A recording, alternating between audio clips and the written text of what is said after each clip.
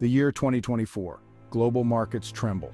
A sense of dread permeates the financial world. This is not a drill.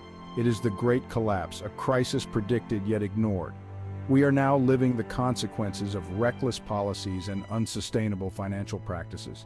For years, warning signs flashed. Mountains of debt, both public and private, cast a long shadow. Inflation soared, eroding purchasing power. Geopolitical tensions simmered, disrupting supply chains. Yet the world remained fixated on short-term gains, ignoring the looming storm. Now the storm has hit. Stock markets plunge, currencies crumble, businesses shutter their doors, unemployment surges. The once unthinkable is now our reality. The global economy is in freefall. The very foundations of our interconnected world are shaken. Trust, the lifeblood of the financial system, evaporates. Fear and uncertainty reign supreme. The question on everyone's mind: how did we get here and how do we escape this abyss? The seeds of this crisis were sown long ago. Years of ultra-low interest rates fueled a borrowing binge. Governments, corporations, and individuals alike took on unprecedented levels of debt.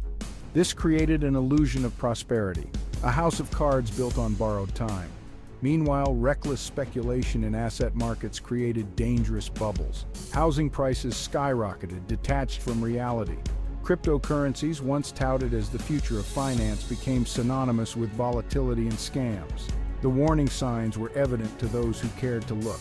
Economists cautioned against excessive leverage.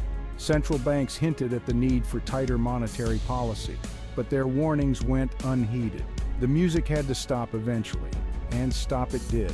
Rising interest rates, meant to tame inflation, pricked the debt bubble. Suddenly, servicing those massive debts became impossible for many. The house of cards began to crumble. The collapse of one major financial institution triggered a chain reaction. Panic spread through the interconnected global financial system. Banks, fearing further losses, became reluctant to lend. Credit markets froze. Stock markets went into a tailspin. Investors, once eager to buy at any price, now desperately tried to sell. The fear was palpable. Trillions of dollars in wealth evaporated in the blink of an eye. The crisis quickly spread from Wall Street to Main Street. Businesses, starved of credit, were forced to cut back on investment and lay off workers. Consumer spending plummeted as uncertainty gripped households. The global economy, already weakened by the pandemic and geopolitical tensions, was tipped into a full-blown recession. The dominoes continued to fall one after another. Section 4 lives upended from Wall Street to Main Street. The human cost of this economic earthquake is immeasurable. Millions have lost their jobs, their homes, and their life savings. The middle class, the backbone of many societies, has been particularly hard hit.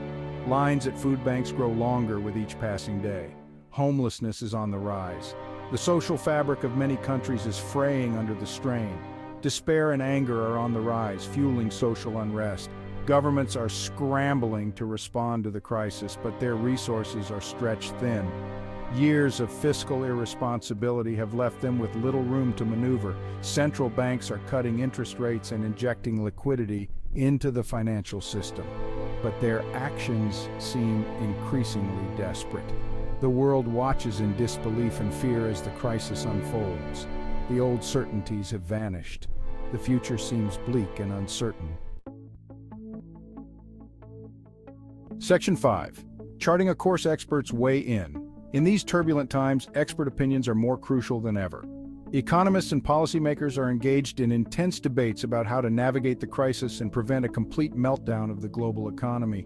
Some advocate for aggressive government spending to stimulate demand and create jobs. They argue that austerity measures would only deepen the recession and exacerbate social unrest. Others call for structural reforms to address the underlying imbalances that led to the crisis.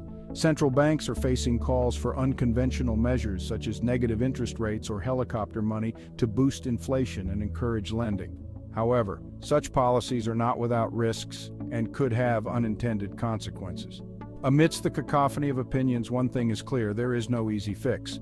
The road to recovery will be long and arduous, requiring difficult choices and shared sacrifices. Section 6. A call for unity towards a resilient future.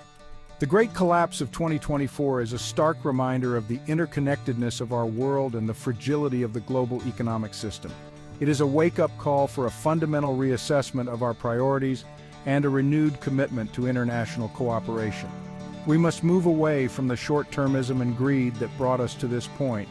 We need to build a more sustainable and equitable economic model, one that prioritizes long-term prosperity over short-term gains. This crisis has also exposed the flaws in our existing institutions. We need stronger global governance mechanisms to prevent and manage future crises. This includes reforming the international financial system and strengthening regulatory oversight. Most importantly, we need to rediscover the spirit of solidarity and shared responsibility. This crisis will affect us all, regardless of nationality or economic status.